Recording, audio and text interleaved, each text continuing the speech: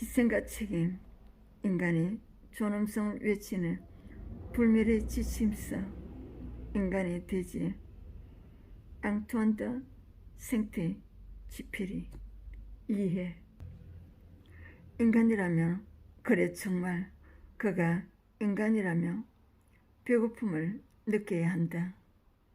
그것은 정신적 배고픔이다.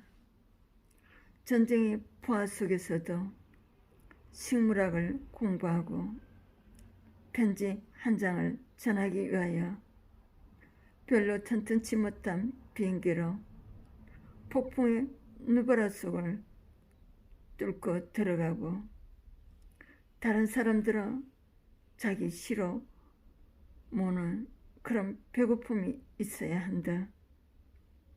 그 굶주림에서 깨닫게 되는 것은 천지의 생성이 아직 끝나지 않았다는 것이며 우리 자신과 세계에 대하여 지각할 필요가 있다는 사실이다. 어두운 밤에 다리를 놓아야 한다. 이기적인 무관심에 도취한 사람들만이 이 굶주림을 모른다. 그는 행복을 함께 누렸던 친구들에게 묻는다. 그래, 나의 동료들이야. 어떤 때 우리는 행복을 느꼈던가? 생트쥐페리는 유럽 경제의 파탄으로 직장을 잃고 자기 고향으로 돌아가는 수많은 폴란드인 노동자들이 타고 있던 기차를 탄 적이 있었다. 그 불결한 기차간에서 마주친 어린아이, 형태도 없는 흙덩이처럼 무너져버린 부모 사이에 끼어앉아 그 순결한 이마를 반짝이고 귀엽게 입술을 쑥 내민 어린 아이를 보자 마음이 무너지는 것을 느낀다. 아, 얼마나 사랑스러운 얼굴인가. 그것은 엄마가의 얼굴, 어린 모차르트 생명의 아름다운 약속이다. 전설 속의 어린 왕자인들, 이 아이와 다를 바 없다. 성김받고 수양만 쌓는다면 무엇인도 못될 것인가. 그러나 이 어린 모차르트도 다른 아이들처럼 판박이 기계에 찍히게 될 것이다. 모차르트는 가발의 악취 속에서 썩어 빠진 음악을 자기의 가장 높은 기쁨으로 삼을 것이다. 나를 괴롭히는 것은 부모의 그 고문도 혹도 누참도 아니다.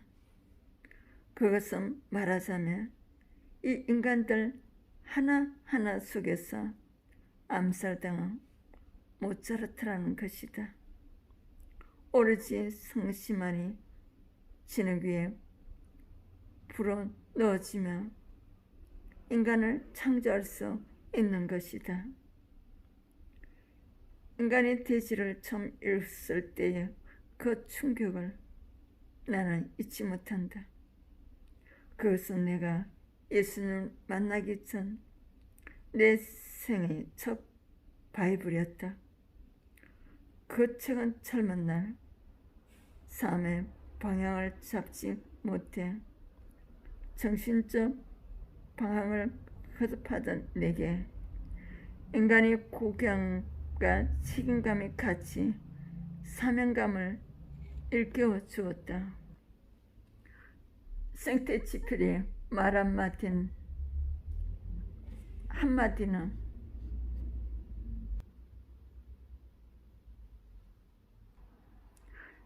생트쥐페리의 말 한마디는 밀물처럼 내 영혼 속으로 밀려 들어왔다. 바로 이 책 때문에 나는 오랜 시절에 신앙을 잃고 방황하던 삶을 버리고 다시 예수 그리스도의 신앙으로 복귀했다.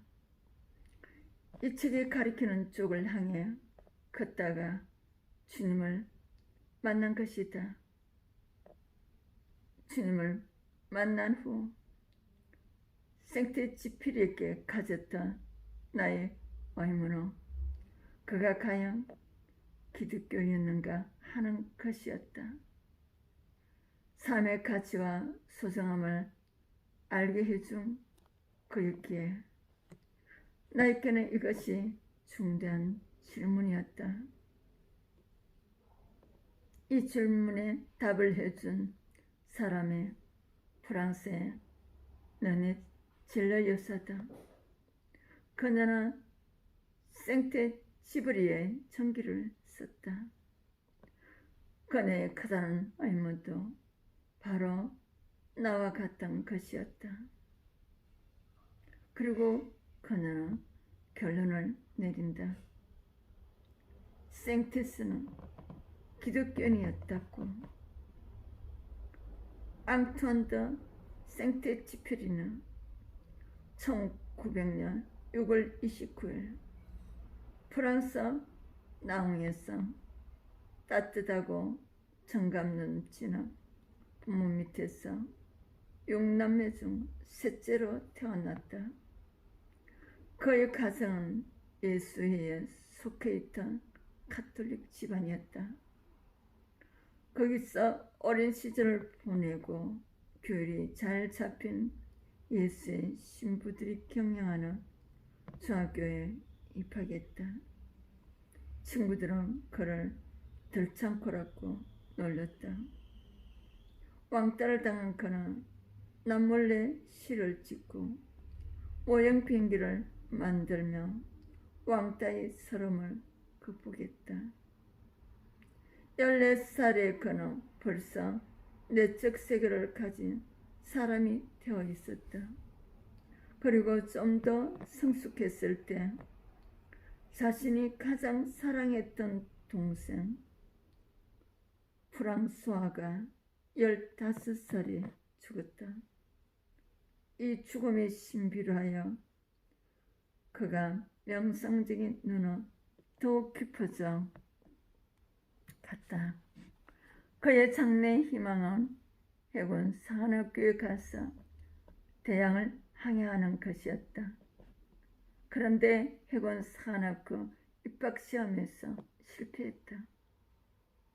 시험 문제 중 전쟁에서 돌아온 병사의 인상을 말하라의 답안지에다 나는 전쟁엔 나간 일이 없다. 그러므로 그 이야기를 아는 체하고 쓰고 싶지 않다라고 썼기 때문이다.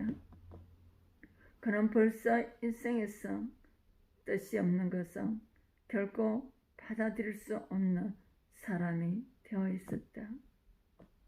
해군을 포기한 생테지페리는 공병대에서 공군으로 근무하게 되고 마침내 조정사 후보생으로 뽑히게 되었다. 1922년 모로코에서 조정사 면허장을 받고 이듬해 예비역 중尉 계급으로 제대했다. 이후 그는 아에로 포스탈 회사에 들어가 민간 항공의 조종사가 된다. 1926년 생테스가 26살 낮은 해였다. 1940년 그는 그동안의 모범적인 직무 수행에 대한 표창장을 받는다. 가장 훌륭한 정신적, 도덕적 장점을 고루 갖추고 가장 위험한 임무를 자진하여 맡고 나서는 생테지페리 앙투안, 장바 티스트, 마리로제 테이는 두 분의 사진 정찰 임무를 훌륭하게 수행하였다. 부대 장병들에게 의무감과 희생정신의 오분이 되는 차이다. 표창장의 내용이다. 그는 1938년 미 대륙종당 항공로의 개스를 위해 미국으로 여행하던 중 과테말라에서 큰 자기 사고에 희생이 된다. 이때 여러 군데 골절을 당했고 한쪽 어깨는 손상을 입어 움직일 수가 없었다. 그는 긴 회복기에 인간의 대지를 썼다. 이 책은 1939년에 미국에서 바람과 모래의 별이라는 제목으로 출판되었으며 이달의 책으로 선정되었고 아카데미 프랑세즈 소설 대상을 수상했다. 사하라 사막에서 조난당했을 때 그 치열했던 시간들을 명령 문학적 필치와 자기 성찰의 세밀함으로 평온한 것이 인정되어 상을 받게 된 것이다. 어린 왕조도 미국에서 출판하게 되었다. 온 세상의 어린이는 물론 위로를 받을 필요가 있는 어른들을 위한 인생의 깊은 통찰력으로 삶의 지혜를 말해주는 이 동화는 성경을 알고 성경의 진리를 깨달았던 생태 지비리였기에 쓸 수 있었던 동화이다. 그의 마지막 작품이자 묘한성으로 남겨진 성취에서는 보다 더 생태 지피리의 영성을 분명하게 발견할 수 있다.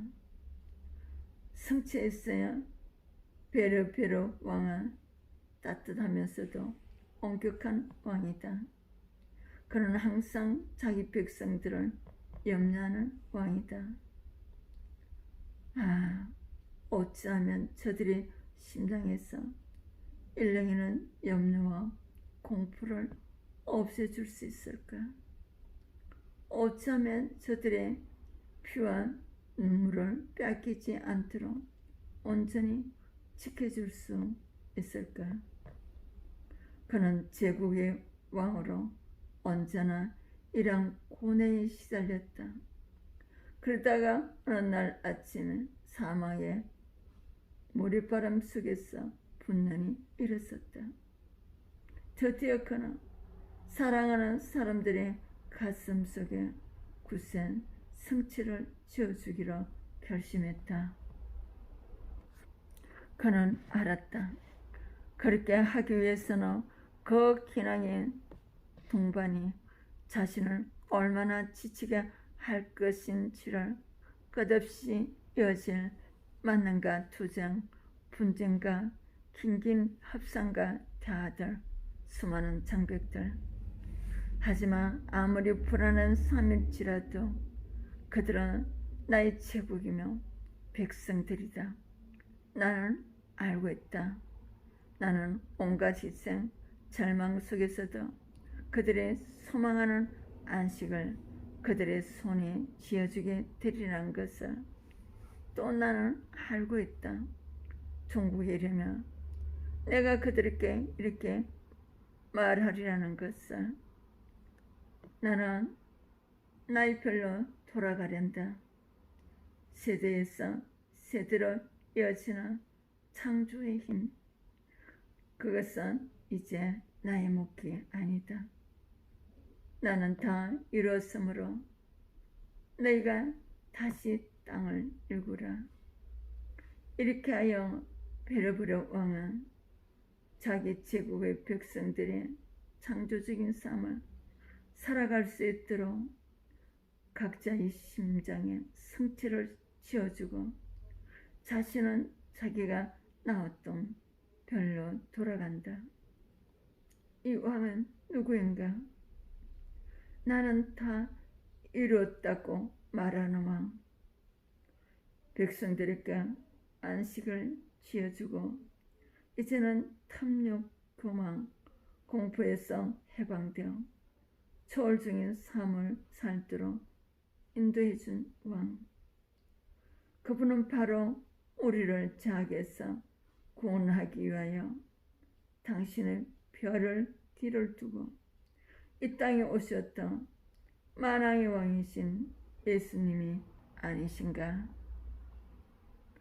너네 진례 여사나 생태 지필이는 항상 별을 생각했다. 자신이 그곳에서 나왔던 별, 어린 왕자도 자신의 별로 돌아갔고 베르베르 왕도 자신의 별로 돌아갔다. 그리고 생테치피리도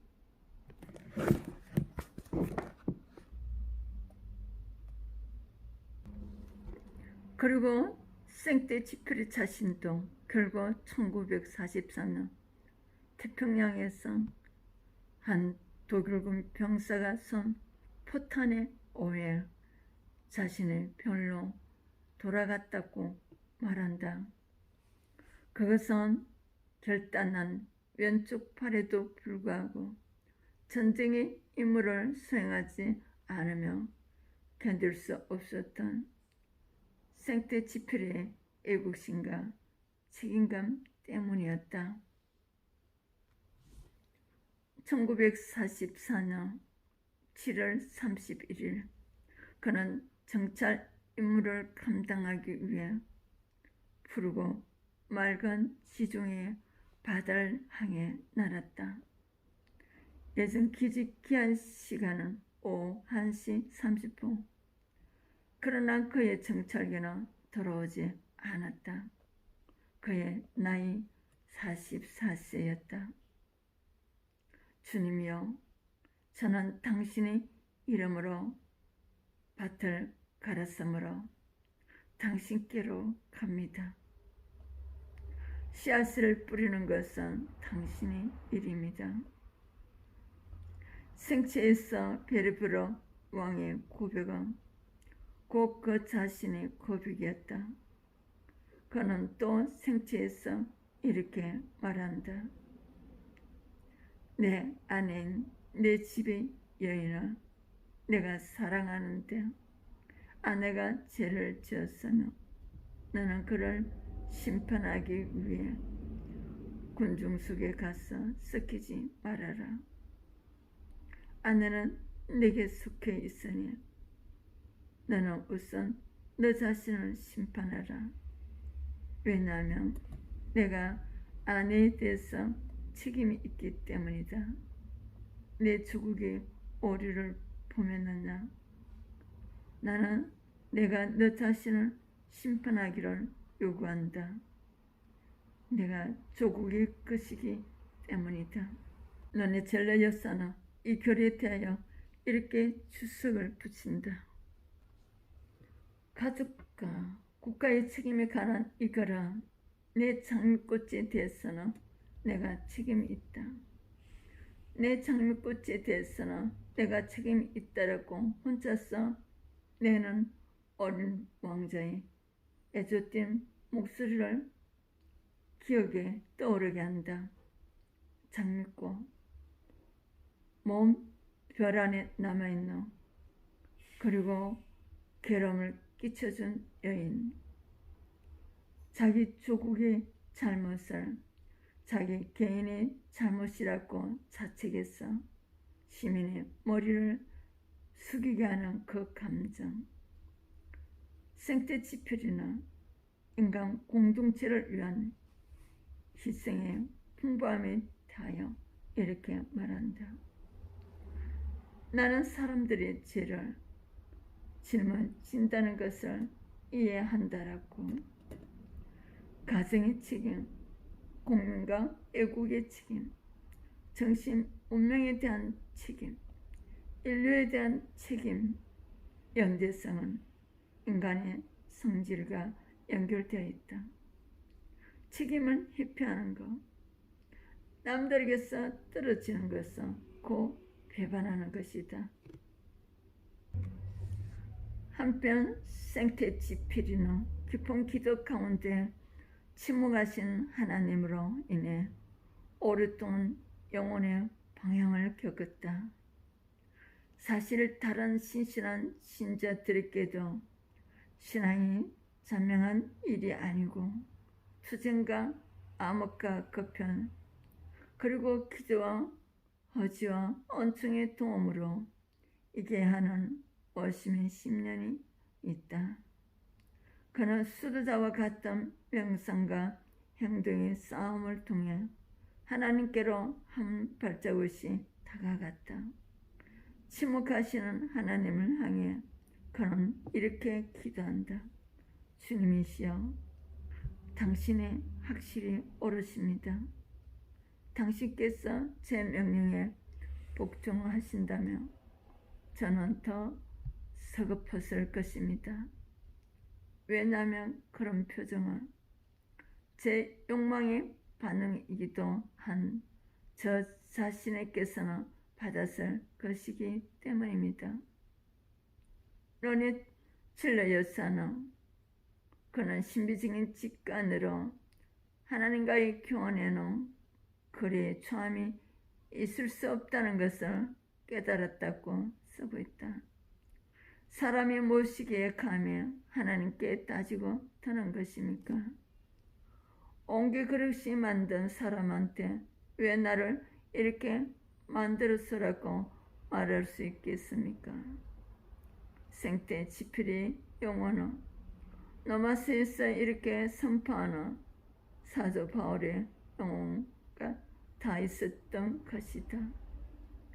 신앙과 열성과 희망에서 생기는 절대적인 것만이 중요하다고 한 그 사람에게 주님은 그가 받을 자격이 있는 상을 주신 것이다. 주님께서는 꺼진 하산의 불을 다시 일으키시고 내 친구 앙투안 드 생떼지피리를 영원히 당신 영광 안에 거두들이셨다고 나는 확신한다.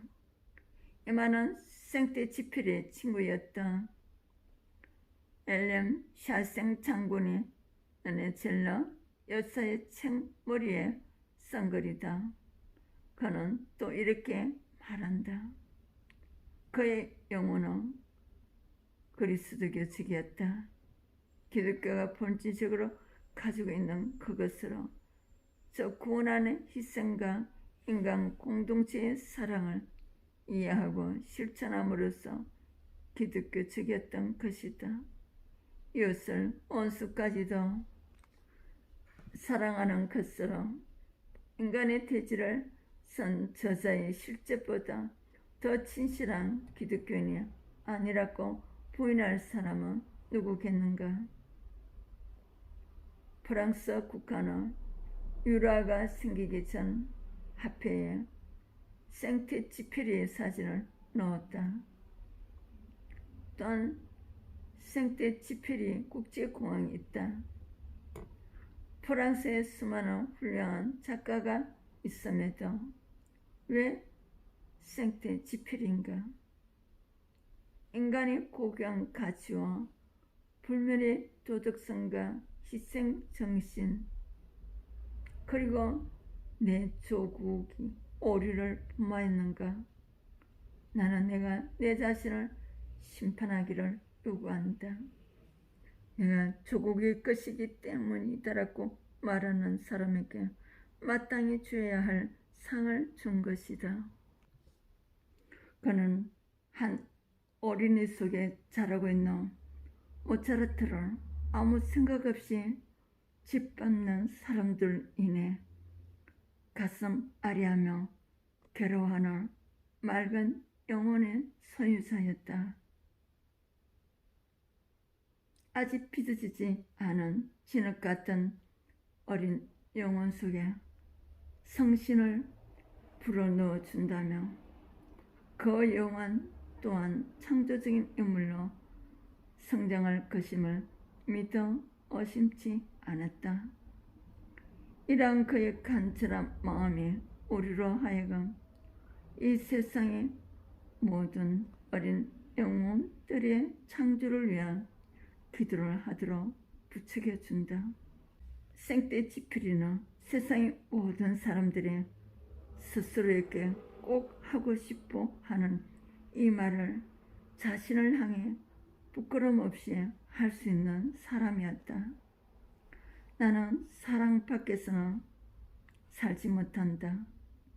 나는 사랑으로밖에는 일찍이 말도 행동도 하지 않았고 쓰지도 않았다. 근래에 생태 지필이의 전설적인 사랑이 출판됨에 따라 생태 지필이와 그의 아내 콘수엘로와의 불화의 관계가 세상에 알려지게 되어 그의 도덕성에 대한 의무를 품는 사람들이 적지 않게 많아졌다. 그러나 예술적 혼을 가졌던 생태 지페리와 그의 아내는 그들만의 독특한 방식이긴 하지만 평생을 사랑했고 서로를 그리워했다. 콘수엘라, 내 아내가 되어줘서 고마워. 나는 돌아갈 사람이 있고 영원히 기다릴 사람이 있는 거잖아. 구불구불한 길과 샘을 두고 직선으로 나아가는 비행을 위해 아내를 멀리 떠나기도 하고 때로는 다른 여자와 보내는 시간 속에서도 영원히 자신을 기다려줄 아내가 있다는 사실에 안도하며 생태 지피리가 콘수엘로에게 보낸 편지다. 그는 세상에 수많은 장미가 있지만 자신이 보호해주고 책임을 져야 할 장미는 오직 나만의 장미인 아내 한 사람뿐임을 깨닫고 콘수엘로에게로 돌아갔다. 고집스러운 개처럼 날 꽉 잡고 있어줘서 고마워. 아내에 대한 한없는 신뢰를 가지고 그가 아내에게 고백한 말이다. 물론 그도 하나님을 멀리 떠났던 순간이 있었다. 그래서 평범한 사람들이 저지르는 잘못을 저지를 때도 있었다. 그러나 그는 다시 돌아왔다. 어느 날 생태 지필이는 하나님의 전류가 자기 몸 안에 수액처럼 돌고 있음을 느꼈다. 하나님이여, 저는 멀리 떠나갔습니다마는 다시 돌아왔습니다. 주님이여, 제게 나타나십시오. 왜냐하면 하나님 말씀을 이루며 모든 것이 어렵기 때문입니다. 하나님을 멀리 떠난 사람에게 닥쳐오는 갈증과 메마른 삶의 허무에 휩싸여 고통할 때 그가 주님께 탄식하며 드린 기도였다. 이렇게 간절히 기도한 그에게 주님께서는 마침 어린 왕자가 그를 데리고 긴 사막에 그 우물가같이 영생하도록 솟아나게 하는 생명물을 허락하셨다. 그는 이렇게 주님께 고백하고 대서양으로 날아갔고 거기서 실종되었다. 그의 실종이 되었어도 자살이라는 소리 분분하지만 그것은 이 위대한 사람을 이해하지 못하는 사람들의 오해일 뿐이다. 그는 결코 의미 없는 죽음을 스스로 자창할 사람이 아니다. 생명을 사랑하고 가족과 국가, 사회에 대해 무한한 책임을 가진 그가 그저 자신을 아무렇게나 던져버리는 그런 사람이라는 것은 상상할 수 없는 일이다. 그는 자기의 동료이며 친구였던 메르모자나 기요메의 죽음에 대하여 그들의 죽음은 자살이나 소들과 싸우다가 죽어가나 그런 죽음과는 다르다고 말한다. 주어진 책임에 뿌리박고 있지 않은 죽음은 빈약의 표시이거나 젊음의 강일 뿐이기 때문이다. 생테치페리는 오늘날 별로 특기할 만하지도 않은 하찮은 이유 때문에 자신의 목숨을 끊는 사람들을 향하여 이렇게 말한다. 나는 어느 정원사의 참담 죽음을 기억한다. 아시다시피 삽질을 할 적에 때때로 땀을 흘리죠. 류마티즘 때문에 다리를 꺾게 되니까 나는 이 노예의 신분에 대해 욕설을 퍼붓기도 하죠.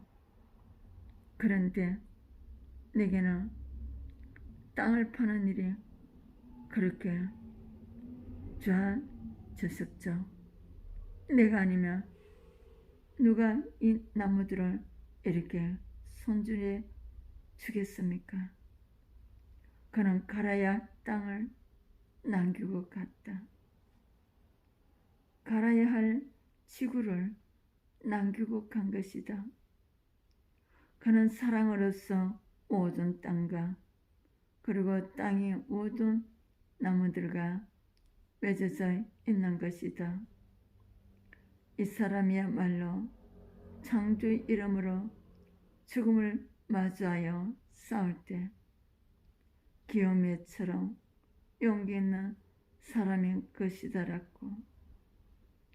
콘수엘로는 생테치페리가 실종된 후에도 1979년 5월 28일 숨질 때까지 30년 동안이나 그가 돌아오기를 기다렸다. 그가 어떤 사랑을 그녀에게 주었기에 파리의 사교교에서 이름을 떨치던 아름답고 재치가 넘치며 매력덩어리였던 그녀가 그렇게 할 수 있었던 것일까요?